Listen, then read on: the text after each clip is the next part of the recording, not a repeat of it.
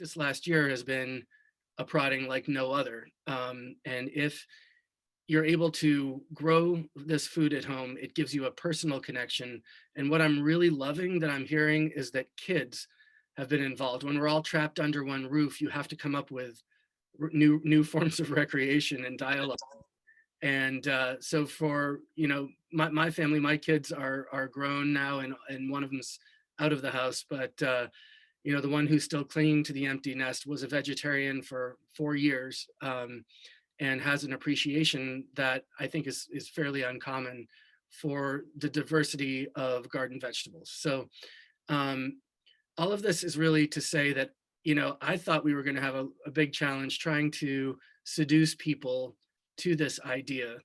Um, but it's really, the barriers aren't what I thought they would be. And based on the business that we've seen of people ordering our vegan and vegetarian options on our menu over the last 4 days, it's an indicator to me that there's a lot of hope for the future as we try to send the message that this is good for the earth, it's good for the body.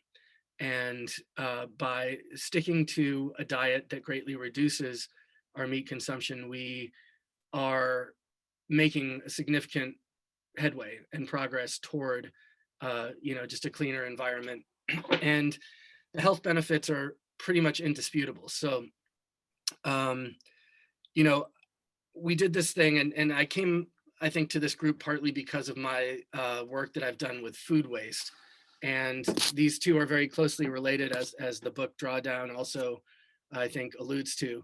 And Keith, who is one of the principal operators of this venture, has this amazing commitment to trying to eliminate single-use plastic in our world, and that has infiltrated into our restaurant industry locally. So I do want to give a shout out to Keith for being a soldier that has helped improve our greater food sheds use of plastic. So it's those kinds of things that you have to have this maybe small army out there making a statement, as we've just done over the last few days.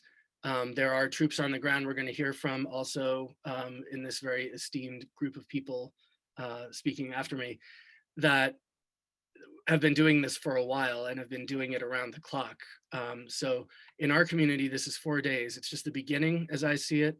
And I hope that whether or not this becomes an annual event, which I also hope it will, that we start to see the changes in the restaurants where we might least expect it. And that was one of the things I said when I was asked to maybe give some names of restaurants who might be interested and that might be appropriate.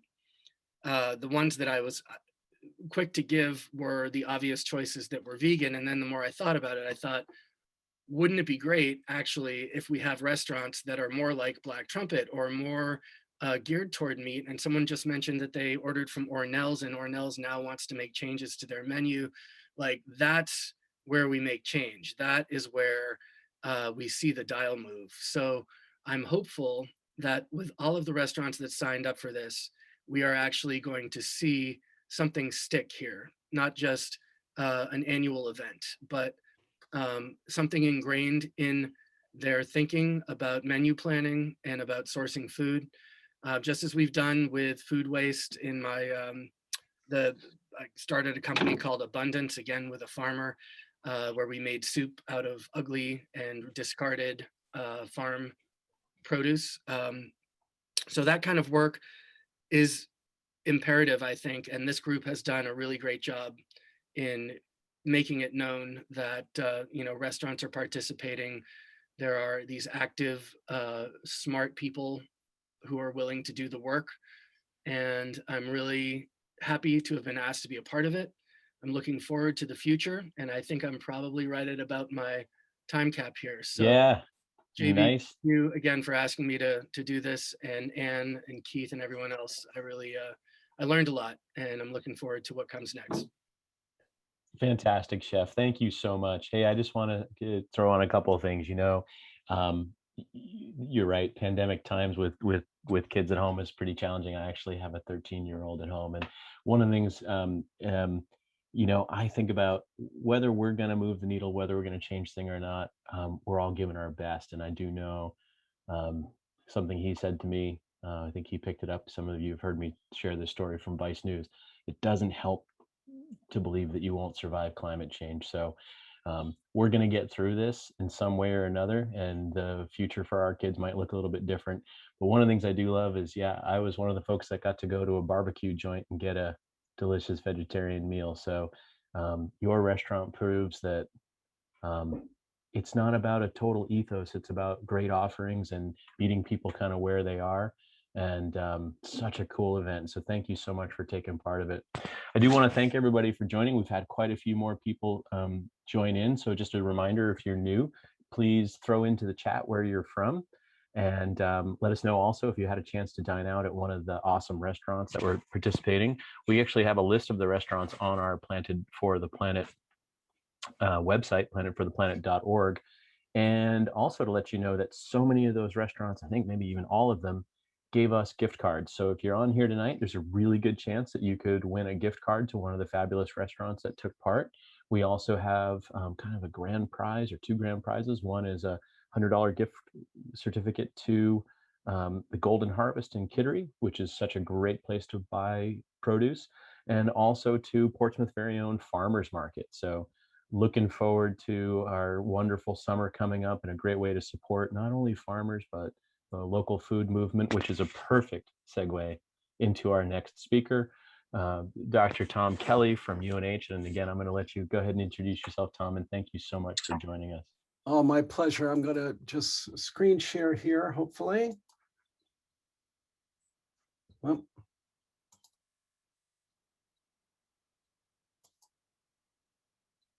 does that work? Okay, great. Thank you, JB. Let me just adjust my image here so I can see. Okay, so thank you, JB and Keith and others. I'm delighted to be here and delighted to be sharing the panel with Evan and Kim. Again, my name is Tom Kelly. I am the Chief Sustainability Officer and the founding Executive Director of the UNH Sustainability Institute. I am completing my 24th year, so nearly 25 years in that role. UNH was the first university in the country to have a dedicated university-wide program for sustainability. The image that I'm sharing with you is the framework derived from the international scientific and policy community that has guided our work for the past 2+ decades. And I want to just call out the structural place of food in that framework. So you can't have a sustainability without sustainable food systems, and you can't have sustainable food systems without the broader elements of sustainability. I want to say also that over the last 20+ years, UNH has reversed what had been a decline in the late 1980s, early 1990s of the place of food and agriculture in our mission, teaching, and research. And that's happened through constant collaboration, which is the hallmark of sustainability. So along the way, just a couple of highlights. We established the first organic dairy research farm at a university in the country, the first undergraduate program in eco-gastronomy, a local harvest program with UNH Dining, who are fantastic collaborative partners, and in 2017, a new academic department of agriculture, nutrition, and food systems. Let's see here. Why am I not advancing? I'll do it this way. In 2010, we planned the first New England Food Summit that was held here in Portsmouth in March 2011. And that was followed by 5 annual summits that moved around New England that engaged more than 1,000 people during that time.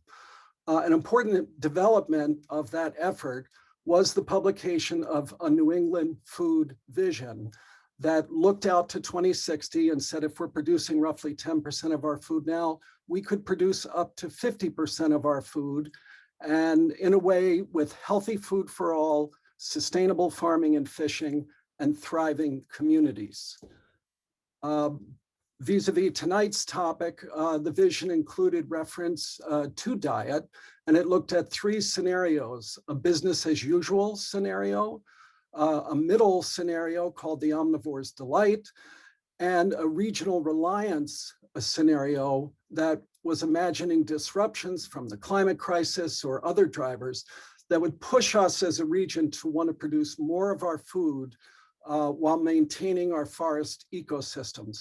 And if you look at the vision in a less rushed moment, you'll see that the meat proteins decrease as you go from business as usual to regional reliance.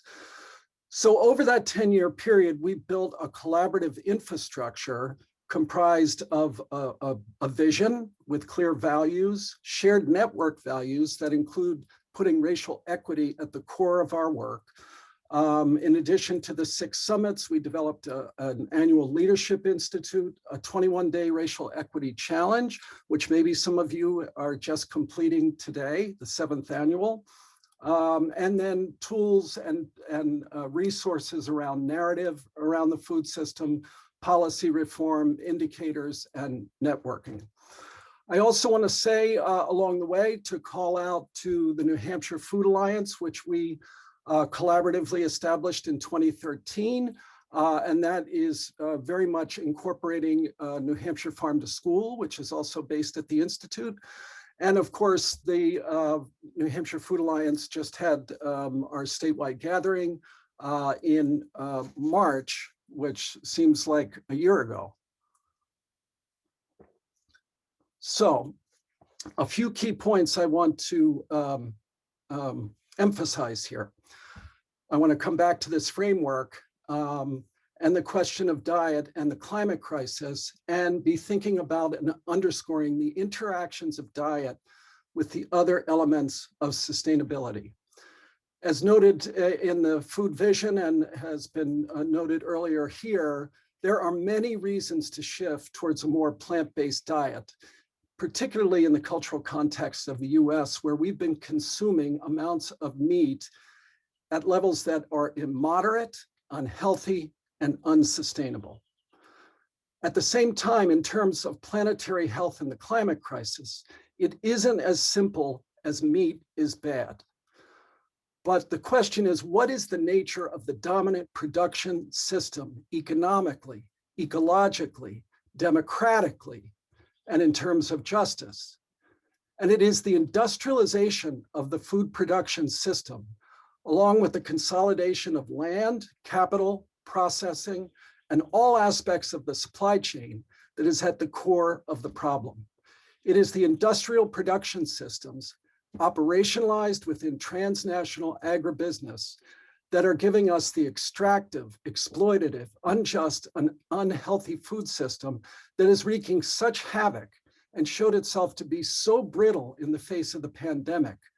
And if there's any upside to that, it's even greater awareness of how important it is to have local and regional food systems. The dominant food system has also driven international trade policies that have not only resulted in many US farmers and fishers operating in the red, but have driven tens of thousands of farmers across the world from subsistence and localized food production systems. And right now there is a battle royale going on about the international principles and agreements of the future of our food system, including right here in New England. And in that process, power is being exerted by the industrial transnational agribusiness sector to drive the upcoming United Nations Food Systems Summit, as well as US food and agricultural policy. Our underlying problem is that our food system is undemocratic, and without democratic governance of food systems, they will never be sustainable.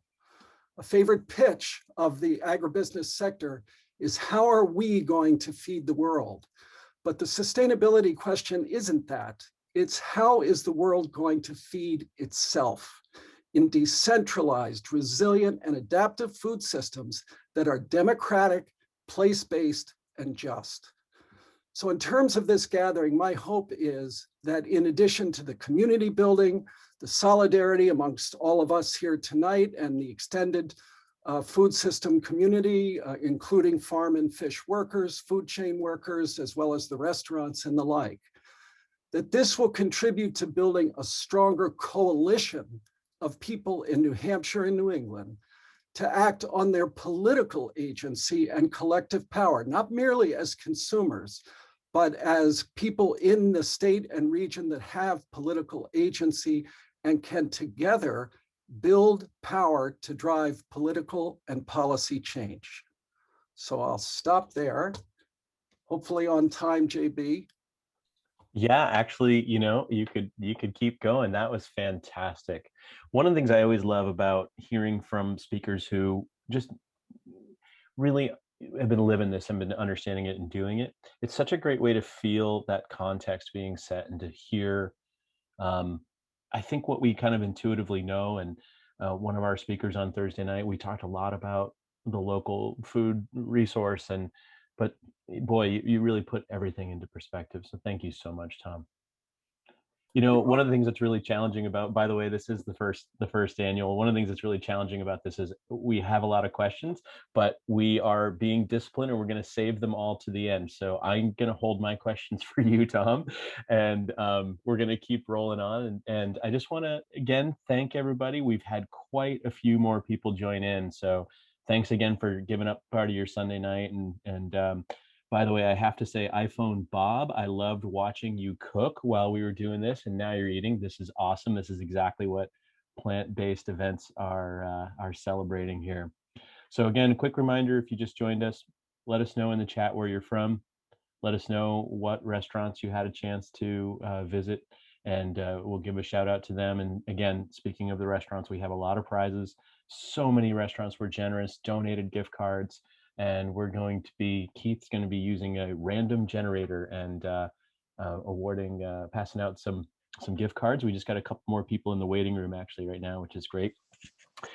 And we are going to keep rolling on. So I am going to turn things over to Kim Anderson. And Kim, I'm excited to hear your talk as well. And I'm going to let you, like the other guests, introduce yourself, and then we'll have time for questions towards the end.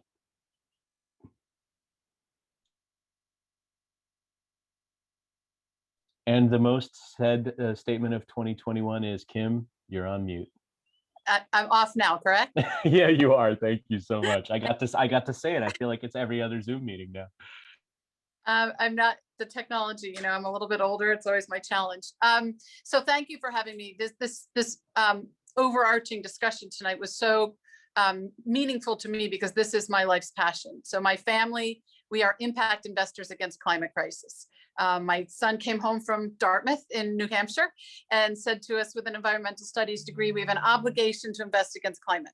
And so we started doing solar and wind and carbon sequestration, or whatever we could invest in. And then he came to us and said, well, really, the fastest way to make change is to invest in plant-based foods. So we started doing 6 years ago, foods like the Impossible Burger and Beyond Meat. You all know who the companies are. And it's important work. We're investing in plant-based foods, but we also do cellular agriculture because, as somebody said, I believe it was the chef, I'm not sure, that not everybody's going to want to eat this way, and we're going to have a solution for them. And I think one of the biggest things we need to keep in mind is, for instance, China, if the rising middle class decides tomorrow that they want to eat as much protein as Americans do, which is 9 ounces per day, we're utterly screwed because we would need 5.5 planets to do that. And we don't even have 1 extra planet to do that. And so my belief is that we need to show really fast what a sustainable and compassionate food system can look like. And there's 5 reasons, right? Everybody knows most of these, but I talk about health and healthcare costs, the environment and the climate, social justice.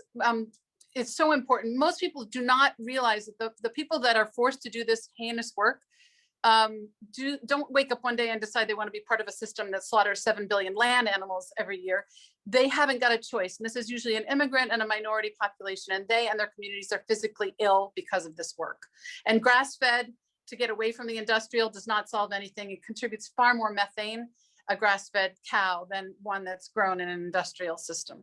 So the 4th thing is animal ethics, and the 5th is preventing the next pandemic.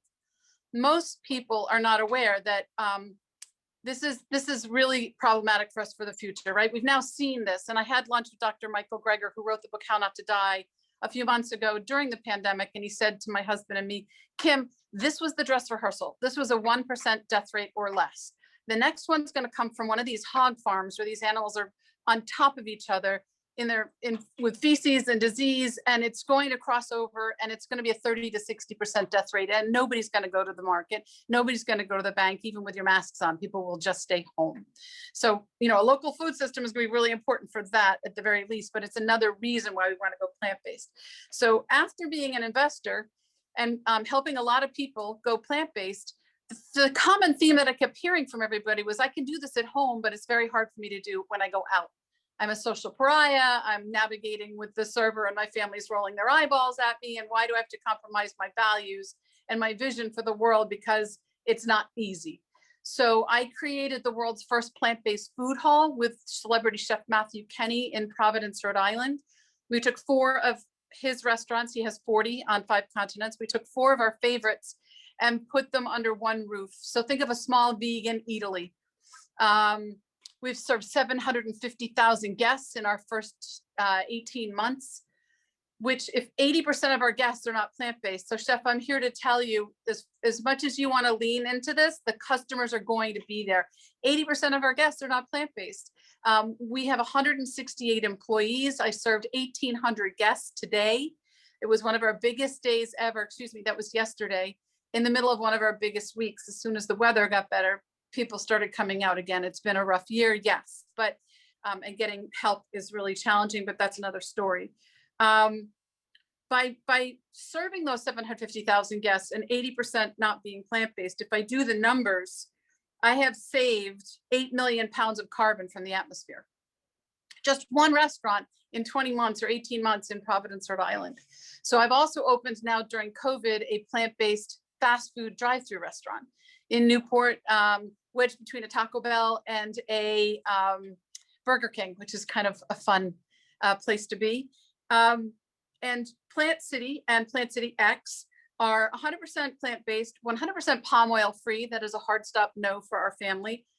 We are completely compostable packaging and food scraps, and we have a Massachusetts company that comes and picks us up from us daily. And we diverted 175 tons of food scraps and compostable material from the local landfill in those 18 months. We are 100% wind powered, and we are also certified kosher, the only kosher food hall outside of Israel.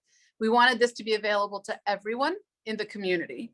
We have 168 employees, and we work very hard to gently share with people and lead with food.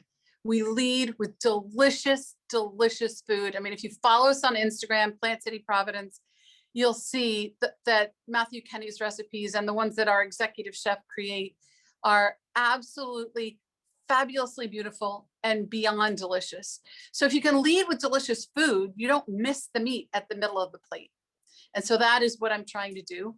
I'm opening a 3rd restaurant, a drive-through, hopefully rather soon, on the other side of the state. And then I'm hopefully looking at franchising around the New England area and then beyond, because I just want to add a lot of zeros to the amount of carbon that I'm reducing from the atmosphere by leading with good food.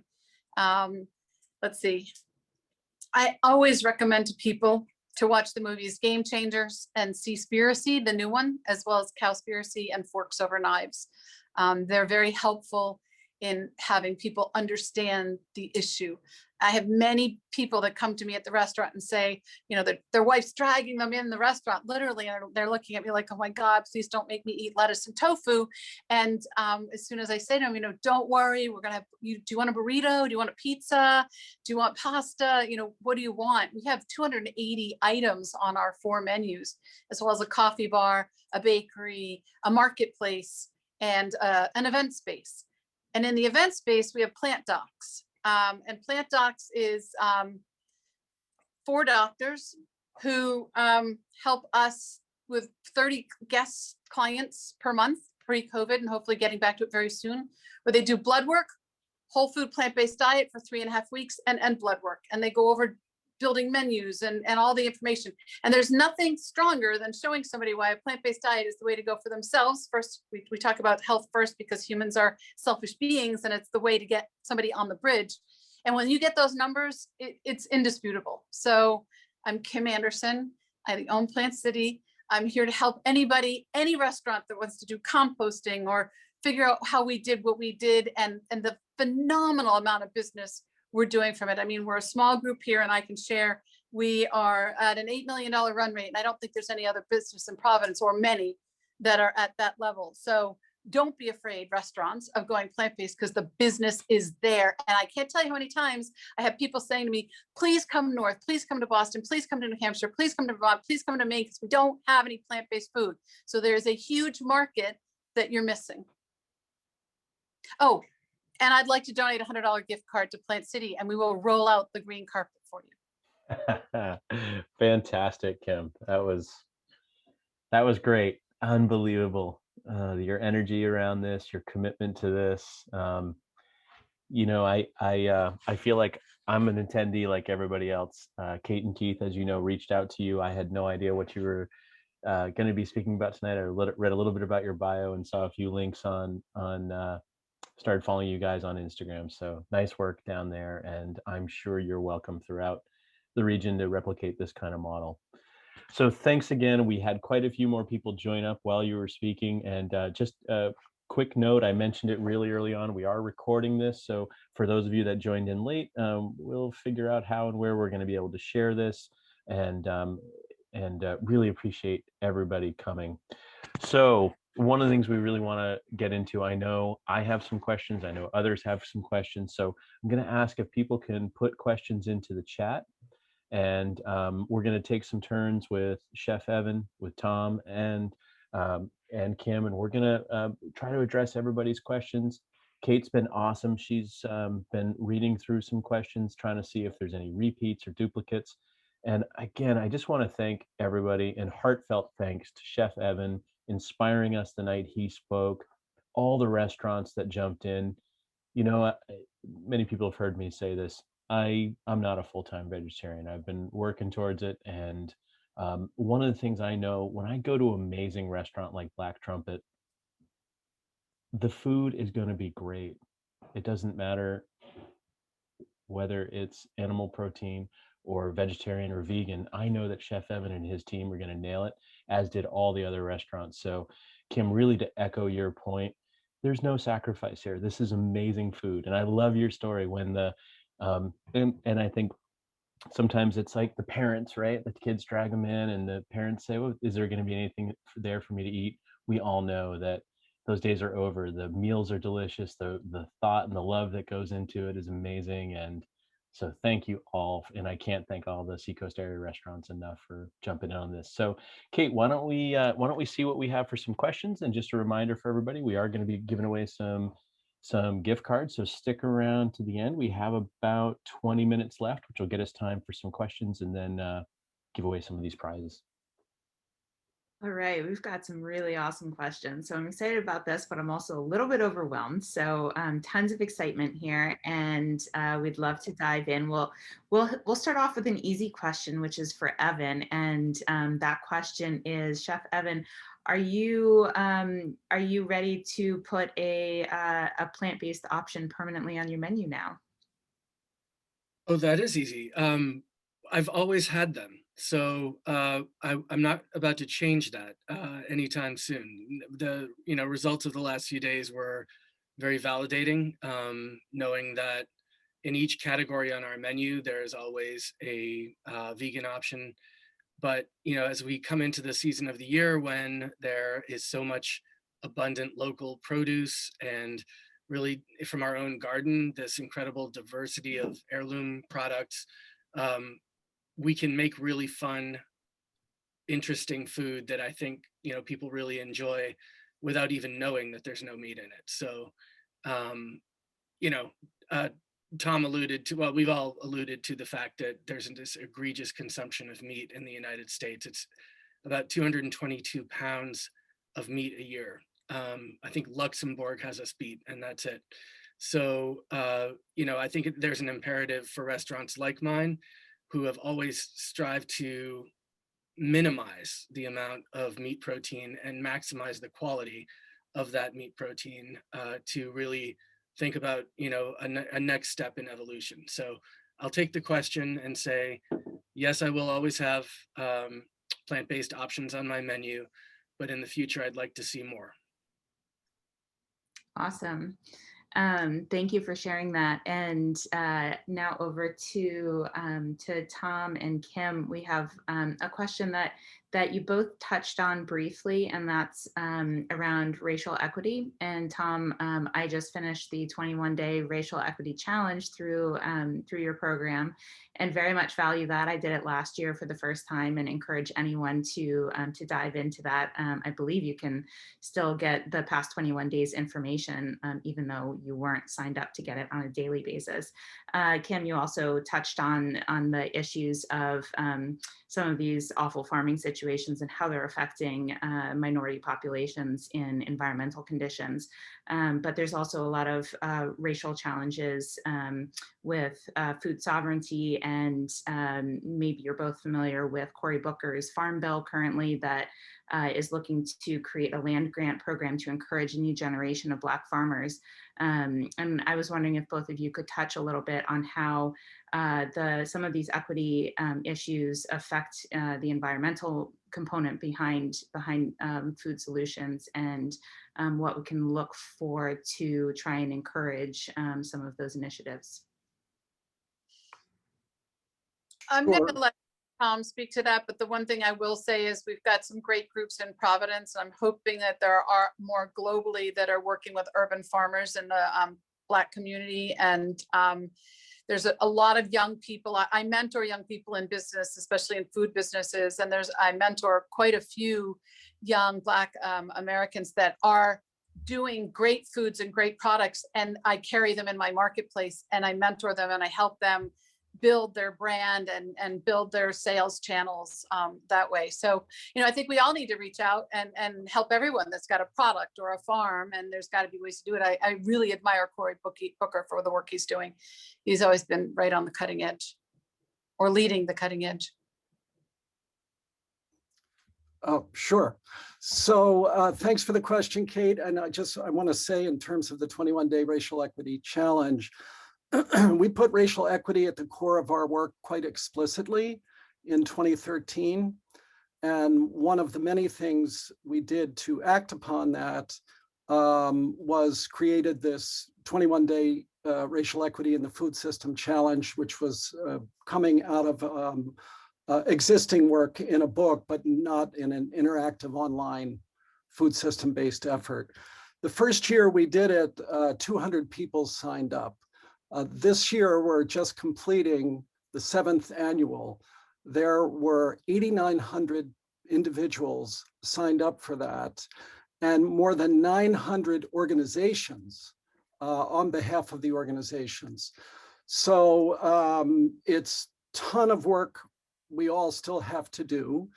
But in many of the themes that are being talked about here tonight, there is change going on.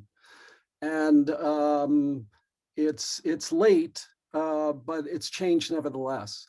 And so I think what we have engaged with in Food Solutions New England, in addition to the 21-day racial equity challenge, is we have 3 and soon to be 6 racial equity ambassadors who are working in each of the 6 states to connect to BIPOC communities and to learn about what their vision is for the future of the food system, to share that there is this vision that's been developed, and to find ways to bring that together. And really, again, as I said in my remarks, to build coalitions. We need to build intersectional coalitions for people who maybe their primary issue isn't food, maybe it's racial equity, maybe it's housing, maybe it's access to healthcare, but they all intertwine within a food system and sustainability frame. And it's finding that commonality to really build collective power to help drive the level of change. So, Yeah, I don't know. I mean, I guess the bottom line is that back when we began this work in 2010, there was a mindset. Well, I'll just say this. In 2013, we publicly announced that we were placing racial equity at the core of this work. And there were very intelligent people who said, racial equity, what does that have to do with food? I mean, literally. And others that said, hey, you know, good for you, but you're taking your eye off the ball. And so this is a kind of reductionist perspective that separates things and isolates them rather than pushing them together to understand how they're deeply interconnected. And so who has access not just to food, who can afford food, who has access to land, who has access to fishing rights, who has access to working capital, who has access to technical assistance. It is so skewed against the BIPOC community. You can't build a new food system and say, and then when we get there, we'll take care of that part too. It's got to be right at the beginning and everything needs to flow from that. Wow, Tom, that's great perspective. Fantastic and amazing to hear how the challenge has grown and how well you are all doing. Great work on that. All right, so we're still doing good on time. Kate, how are we doing on questions? We must be some more in there. Definitely. And thank you so much for that, Tom. I think I could probably ask you to speak all day on that topic. Yeah. And I think there's a lot of intersectionality in many of these topics, and with kind of some overlap in some of the questions that have been asked. Price has come up quite a bit, and I know that's often an issue with people thinking that eating vegan is something that is too expensive, and obviously with subsidies that are so much leaning towards animal proteins and not plant protein or plant-based foods is an issue. But literally, I think rice and beans are probably the cheapest thing you can get out there. So so there's definitely an argument to be had. But one of the questions that we have here is for Kim, is there a business case to be made for profitability in terms of the cost of meat versus plants compared to the price that can be charged retail? In other words, could this be another argument for people to start plant-based restaurants, that they can be as profitable, if not more profitable, than meat-based operations? It's a great question. And it's a challenging one because vegetables are less expensive in some cases than meat, but because meat is subsidized, there are many that it's not. You know, avocados and some mushrooms. We're the biggest account in Rhode Island for Rhode Island Mushroom Company after Whole Foods. You know, the challenge is that rice, and it's exactly what you say. I tell people rice and beans and all of that. It's how most people eat when they immigrate to this country, and then unfortunately we have the dollar menu, so that goes off the rails. The challenge is the labor, right? So we make 88 sauces, cheeses, and dressings by hand every single day, and that's incredibly labor intensive. And we make macadamia ricotta, for example, incredibly expensive. So there is a case to be made, and I would, if anybody wants to sit down with me and sign an NDA, I would be happy to show them the numbers, because we are profitable. We are doing fine. Not 100% during COVID, but we held our own. But post and pre-COVID, it is a profitable venture, and one that's at the forefront of food right now. So you have the customers and you have the market, and it's been widely accepted and appreciated, and there's a case for it. But the labor is very high for us, so it balances. We're not spending as much on meat, but we spend more on labor. Kim, thank you for that response. Anybody else want to hop in from our panel on the price conversation? Well, I think I would just say that part of the problem with the dominant food system that has defined the US food system is that it exploits people, and it exploits labor, and it exploits farmers, and it exploits ecosystems, and it's a ravaging force that is not in the public good. And so I think, one of the groups that we have been working with for many years is leading the Milk with Dignity campaign in Vermont. I don't know if people are familiar with that, but it's Migrant Justice is the name of the organization, but they have been organizing and they have made progress to set up worker-defined kind of conditions, and including wages, that need to be met for them to be sustainable and just.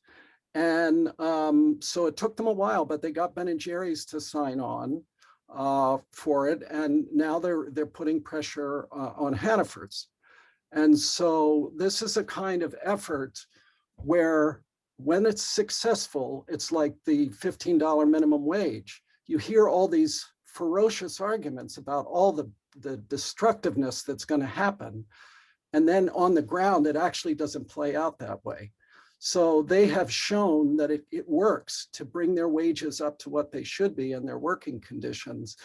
And so I think, the food system is part of the bigger system in which this is all happening. And that's where I think we could build intersectional coalitions to say this living wage thing and $15 minimum wage thing really cuts across all of these areas. Wow, fantastic, Tom. Thank you. I tell you, I think a lot of people are also familiar. I know Chef Evan is, of the work of Share Our Strength, Billy Shore and his organization, and their No Kid Hungry. One of the things we also see as part of the exploitative problem is, unfortunately, people who are food insecure sometimes in our culture are unhealthy and defined as obese because of those empty calories, because of that lower quality food that they're given. If it doesn't sound as fun to give rice and beans, but let's face it, if we had some opportunities for healthy, low-cost food, we know we'd eliminate so many other challenges along the way. So, and JB, if I can just jump one thing there, which is the number of people who work in the food chain, from farm workers to restaurant workers and the like, are food insecure. Right. I mean, it's just a travesty that speaks to a bigger structural problem. And this could be drifting a little bit, so I'll just be quick in adding that at the beginning of the pandemic, we forecast this idea that we would have displaced employees of restaurants throughout our Seacoast community. And one of the ways that I chose to address that was to strike up this incredible collaboration with the organization called Gather. And you mentioned Share Our Strength, which is a national organization that has come under some fire, and I won't get into the politics of that. But I will say that if anyone wants to get involved at a very grassroots level in our Seacoast community with a hunger relief organization to address issues of food insecurity that includes people who work in my business, people who work in my friends' businesses and in our downtown communities, they can look up gather.org, and Deb Anthony is a powerhouse, and Gather, I'm pleased to say, is making a lot of progress in the direction of finding a new home that will dramatically increase the capacity to produce food that will feed those people in our community who need it the most. Jeff, thank you so much for bringing that up. We had Deb speak to our group, and what you and others have done with the Takeout Hunger campaign that Deb helped and others have helped to organize as well. This idea that we have needs here local and they can be met locally. So thank you for your work again on that. I know whenever I think about food in the Seacoast, I think everybody associates all the great work that you do. So, yeah. I just wanted to mention too, I just chatted with Deb the day before yesterday, and over at Gather, they also had at least one, if not a couple days of plant-based meals served to their folks that participate in Gather. So she was also on the Planted for the Planet train with Gather. The most appreciated, most vocally appreciated meals that we've done, and we've cooked 10,000 meals in my restaurant for Gather in the last year. But the ones that I've gotten the most feedback on from people who wrote emails to me directly, these are members of the Gather community. They were all vegetarian dishes. I swear to you, it's amazing, but well, it's amazing to me because I'm still learning that this, as Kim said, they will come and they are there. And it doesn't matter if they've chosen a plant-based diet or not. Our African peanut stew was absolutely amazing. Like there were people who were like trying to smuggle it away from the restaurant, and those are just my staff. But anyway, I just wanted to throw that out there that like we've seen great results from our vegetarian offerings, more so even than the meat. Awesome, Chef. Thank you. So we're getting pretty close to the time. Kate just sent me a note. We have 2 good questions left. So I just want to remind people, stick around to the end. We're going to be giving away, going to be doing some kind of rapid fire prizes. So Keith, get ready on that. And Kate, go ahead and give us, we have 2 last questions. One should be kind of quick and the other one we'll kind of wrap things up with. So go ahead, Kate. Yeah, so I whittled it down to these 2. So thank you everyone for submitting your questions. The quick one is for Kim. You had mentioned something about the doctors that you have in Plant City and that program that you do. And is there somewhere that people can find out more information on that? Yeah, Facebook, I believe they're on. It's called Plant Docs, DOCS. And we actually bring in a lot of speakers. I've had Dr. Esselstyn, Dr. Greger, Dr. Sarai Stancic, Robert Osfeld, all the big, Dr. Neil Barnard from PCRM. And we bring them in and let them speak to 200 of our guests that we could fit in the upstairs restaurant. And then I bring them over to Rhode Island Lifestyle Medicine group at Brown University. And then I take them to Johnson & Wales, the #1 culinary institute, to speak to chefs. So I try to, spread them out the 24 hours that they're with us. And you would want to follow us for that. So if you follow us on Plant City Providence, you'll see all the notices and our newsletters of when these classes are coming, and when somebody could take part in any one of those courses. Wow, that sounds amazing. Yeah, that's pretty incredible. And studying in plant-based nutrition right now, I'm pretty envious of all those names you just mentioned, and want to get down there for every single one of those events. So our final question is going out to everyone and considering the fact of what this project is all about and why everyone is here tonight. We wanted to end with this question, which is, what can we all be doing to create the conversation and the shift and the change that we want to see locally here on the Seacoast and greater New England? Any order there you want us to? Any order, jump in. Tom, you started. Oh, okay. Okay, you're right. I asked the question, right? Yeah. Well, I think I would just reiterate kind of what I said at the outset in terms of moving beyond the role of consumer, encompassing that role to be sure, but not limiting action to the role of what you choose to buy and where you go to eat and what you order, but to fully engage your political ability to form coalitions and really drive the policy change. We could swap, this is a little simplistic, so sorry, but we could swap vegetarian food for the, ridiculously meat-heavy food that we have now, and still have an incredibly unjust system with food insecurity and racial inequality and everything. So we've got to take the whole thing on.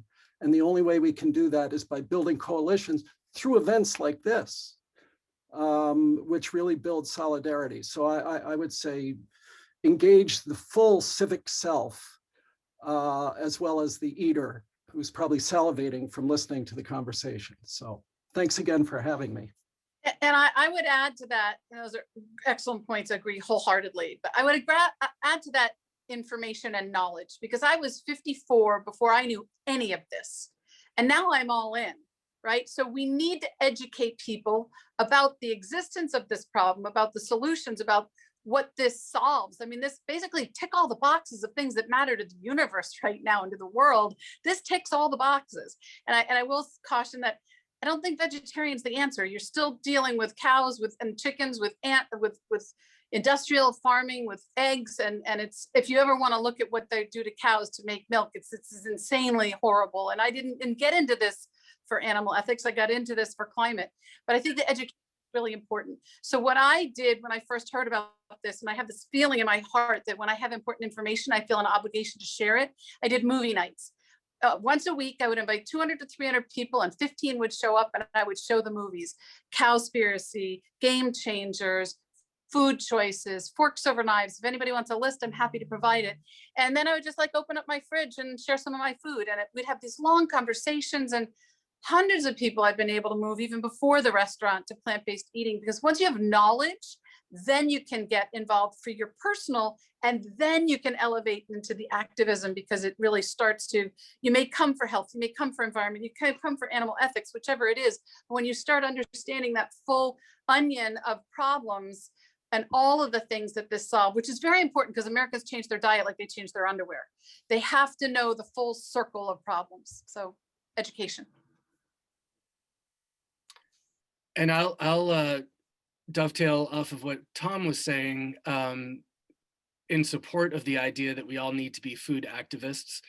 One of the things I do to educate myself, to Kim's point, is I get an email almost every day from New Hampshire Food Alliance, and I've signed up for Food Solutions New England's, some of their programs, and I've learned a ton as a citizen, but also as a chef and business owner who's concerned about issues of social justice, as well as how that might integrate into our food system and what my role is in that. So I know that in our chat, there's a lot of links, but I really want people to be cognizant of the work that's going on in Tom's head and all the amazing people that he works with who are able to put that out in the world. It's been a great education for me. And then I will say, just lastly, because everything has been so well said up until now, that challenging restaurants, like this is something I've been talking about as long as I've had a restaurant, and probably prior to that. I believe it's our responsibility as guests to be annoying if necessary, to challenge a restaurant that doesn't have an item on their menu that might seem oblivious, in fact, to this idea of plant-based diet, or any kind of recognition of feeding people in a responsible way.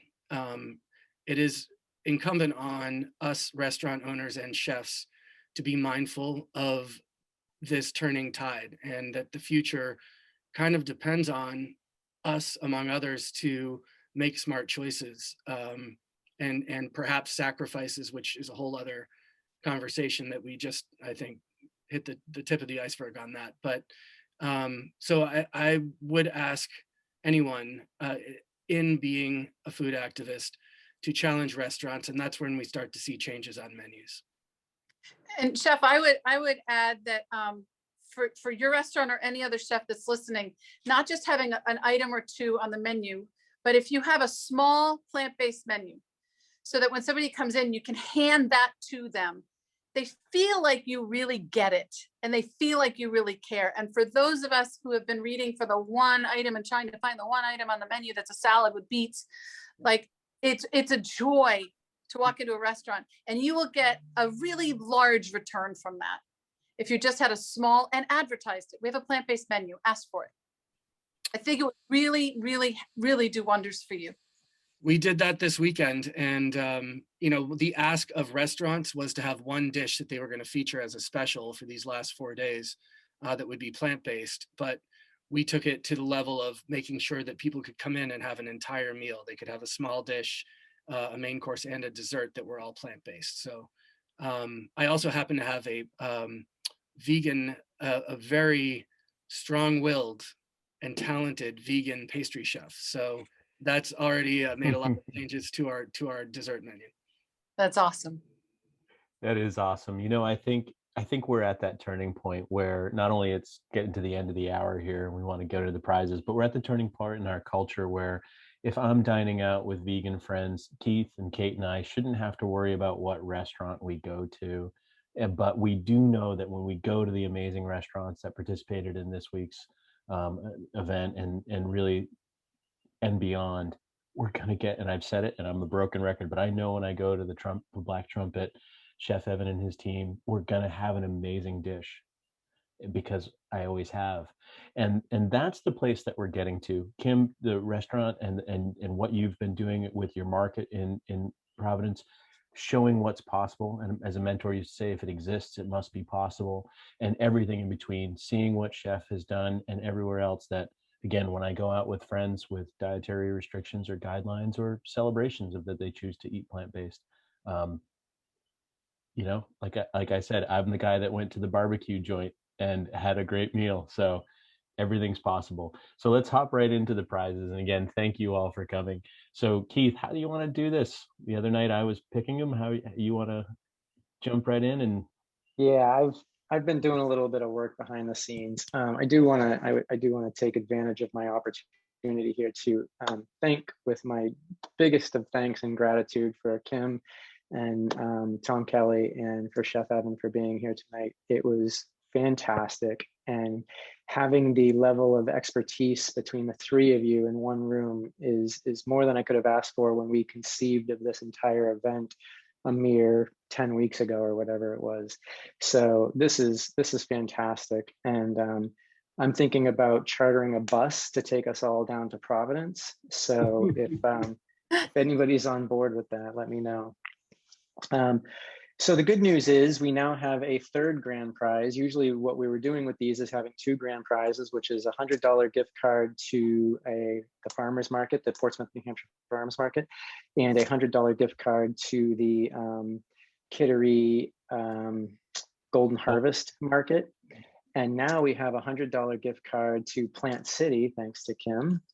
And so I'm going to save those for the end. We also, because of a surprising lack of hashtags, we have an abundance of gift cards to hand out to the restaurants. So what I'm going to do is I've got my list of names down here that I've chosen at random. I'm going to call off those names, and my cohorts here, Valentina and Kate, are going to mark those names down.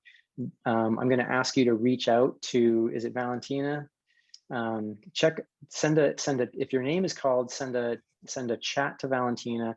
She will get your information, and we will send the gift card to you, or in the case of some of the digital ones, we'll connect you in whatever way we have to. So with that being said, everybody get ready and get excited, because I'm gonna go crazy here. Dorothy Chambers, you are a $25 restaurant gift card winner, and I'm assuming you're in here. I'm not going to run through and figure out if you are. Rachel Hayden, you are a $25 gift card winner. Everybody should be clapping right now. Also, maybe if there's time afterwards and anybody, we'll open up and you can unmute yourselves and say goodbye and all that. The next one is Dave Cohen. You are a $25 gift card winner. right on. And the next one is Martina Sear. I don't think I've come into any mispronouncings yet. You are a $25 gift card winner. Congratulations. The next one is Justin Newton. Justin, congratulations if you're still on here. You are a gift card winner.